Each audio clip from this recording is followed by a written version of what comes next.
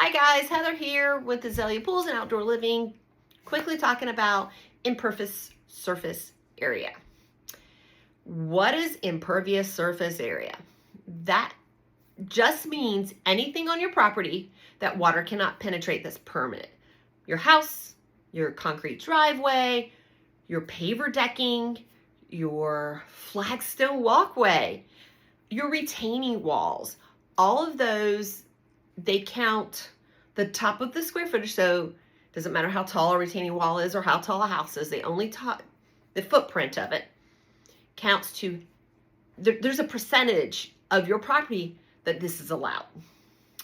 In Wake County, most commonly, you can go up to 30%, but there are caveats to that. And it honestly depends on your subdivision, on your, if you're in you may be in Wake County, but you're in the town of Apex. Apex has their own sets of guidelines. The town of Wake Forest has their own sets of guidelines. Chapel Hill has a different set of guidelines maybe than Wake County or Orange County or Durham County. So it all depends on whatever governing district you're in. So that's part of it. The other part of it is your impervious is typically found on your survey. Sometimes it is, sometimes it's not. Sometimes you have to request that it's being put on there. And surveyors have to research your subdivision to find out what it is that you can have as a maximum.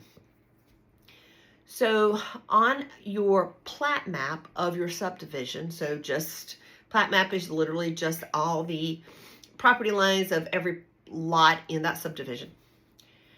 It usually tells you, hey, you can only have X amount. There is a thing called a perpetuity statement. A perpetuity statement basically says this is a hard and fast level of impervious, meaning I don't care what you do, you will never exceed, say, 10%. That's just an example. Other times, you can have 12%, but if you install a stormwater device, you can go up to 30%. A perpetuity statement negates that option of being able to go up to 30%. So you are literally locked into the MISA, which is called the maximum impervious surface area. Maximum impervious surface area, MISA. So it becomes interesting as a pool builder. We have to kind of navigate how much area you have to put in a pool. Because even though your pool itself doesn't count towards your impervious surface because water goes into water, the coping, the border around the pool counts. The equipment pad, the concrete pad that your equipment sits on counts. Wait a minute, maybe you want some decking. You need retaining walls. I want a grill island, a fire pit, all that has to count. Now, if you have just to let you know, if you have say you have a grill island sitting on top of a paver patio, you don't get double hit. You get hit with only the footprint of one. So, but that all counts. So you kind of get locked in. I mean, we've run into all kinds of crazy things with impervious surface area. There are some ways to get around it. I mean, sometimes it may be you have to switch over and use a different product, like putting wood around your deck. As we've had clients that put wood slats in, made a frame, put a wood slat in, because typically as long as a deck isn't over anything that is considered a solid base like concrete or packed gravel or something, then that deck doesn't count because water can penetrate it. We've had clients that have had to do that. So there are ways of getting around it. But as a pool builder, as a pool designer, we need to know that in advance so we don't get your hopes and dreams up that you have this big, beautiful thing and you cannot do it. So when you get a survey,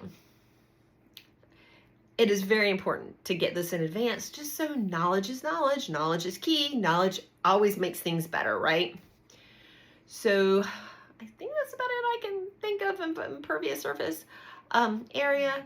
Oh, if you have a question about what is a stormwater device, I don't know if I mentioned this. I don't think I did.